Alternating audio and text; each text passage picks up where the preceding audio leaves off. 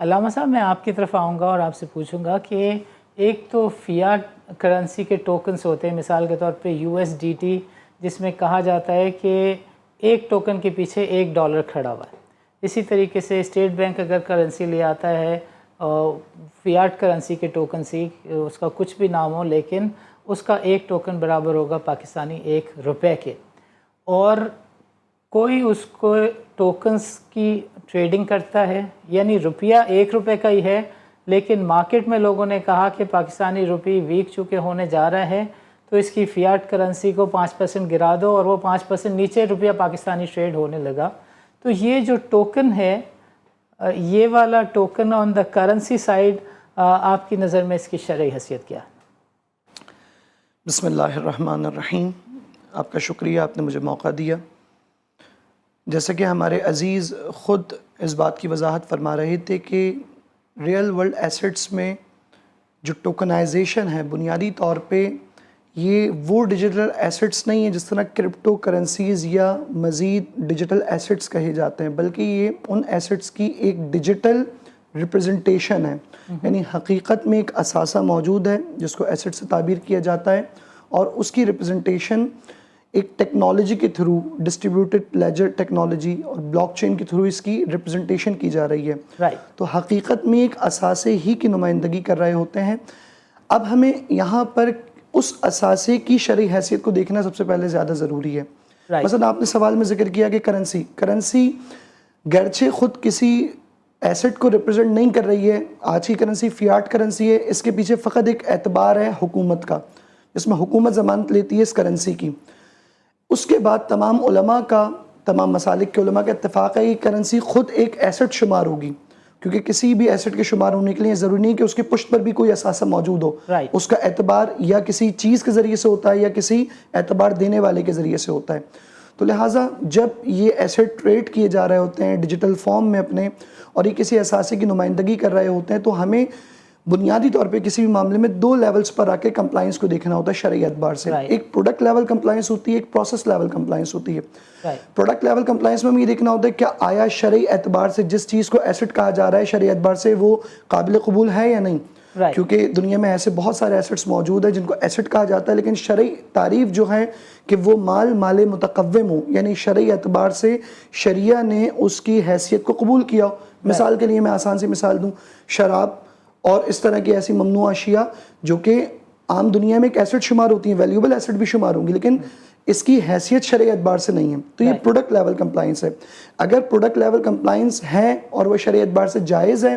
اب یہاں پہ دوسری کمپلائنس کا نام ہے پروسیس لیول کمپلائنس۔ اس کی خرید و فروخت کا معاملہ شرعی اصول و ضوابط ہیں، شریعت نے صرف چند چیزوں کو منع نہیں کیا کہ ان کے کچھ نقصانات ہیں، بلکہ اگر کچھ طریقوں سے روکا ہے تو اس میں بھی کچھ شرعی مصلحتیں پائی جاتی ہیں، اس کے بھی نقصانات ہیں عمل نہ کرنے کے اور عمل پیرا ہونے کے فوائد۔ تو جس طرح آپ نے سوال میں ذکر کیا، اس کی قیمت میں اگر اتار چڑھاؤ آتا ہے اور وہ اثاثہ ایسٹ کی شرعی حیثیت قبول کر لی گئی ہے تو قیمت میں اتار چڑھاؤ آنے میں کوئی شرعی اشکال نہیں ہے، مگر یہ کہ پروسیس لیول کمپلائنس کو بھی مد نظر رکھا جائے۔ علامہ صاحب ایک اور کلیئرٹی دے دیں کہ اگر اس کے پیچھے ریاست موجود ہے اور موجود نہیں ہے تو اس سچویشن میں اس کی شرعی حیثیت کیا ہوگی؟ دیکھیں ہمیں یہاں پہ فرق کرنا پڑے گا ایسٹ میں کہ وہ ایسٹ کی نوعیت کیا ہے۔ ٹھیک ہے، اگر تو ایسٹ وہ کرنسی ہے تو کرنسی میں آج کرنسی کا اعتبار افراد نہیں دیتے بلکہ یہ تعامل ہے، استمرار کے ساتھ یہ بات ہے کہ اب کرنسی کا اعتبار حکومتیں دیں گی، ریاست دے گی۔ لیکن اگر ایسٹ سے مراد کرنسی کے علاوہ دوسرے ایسٹس ہیں، مثلا ممکن ہے وہ ریل اسٹیٹ ہو، ممکن ہے وہ کوئی فائنینشیل ایسٹ ہو، لیکن ضروری نہیں ہے کہ وہ کرنسی ہو۔ تو کرنسی کے اندر بطور خاص یہ بات کی جائے گی کہ آیا ریاست کا اعتبار ہے یا نہیں، کیونکہ کرنسی آج کی تمام فیاٹ کرنسیز ہیں۔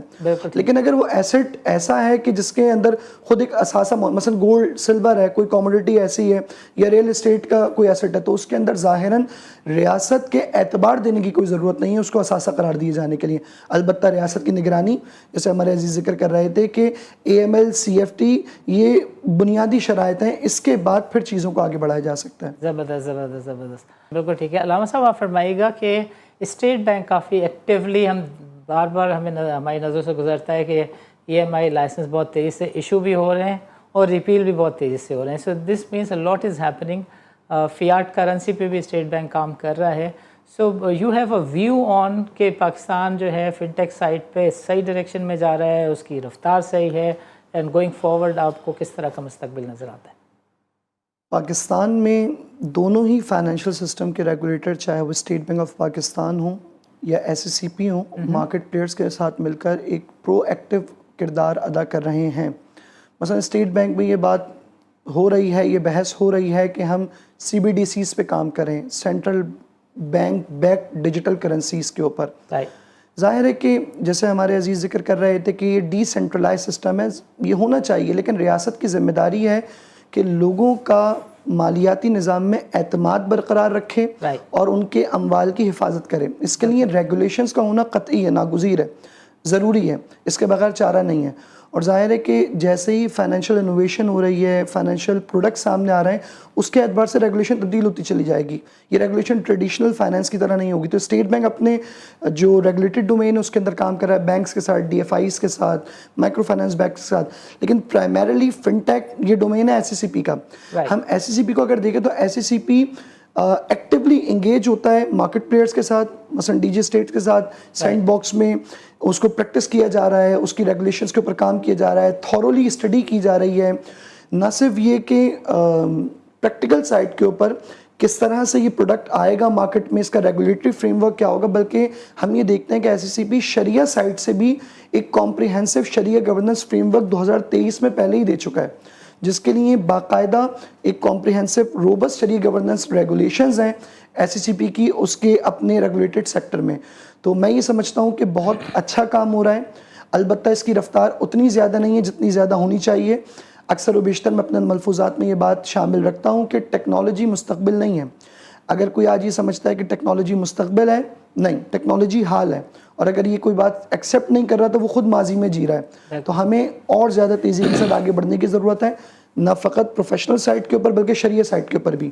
کیونکہ جتنی جلدی کسی موضوع کو سمجھا جائے گا اتنی ہی جلدی اس کے حوالے سے شرعی اعتبار سے لوگوں کو آگاہی دینا آسان ہوگی اور ممکن ہوگی. بالکل ٹھیک ہے علامہ صاحب, آپ کی بات آ گئی.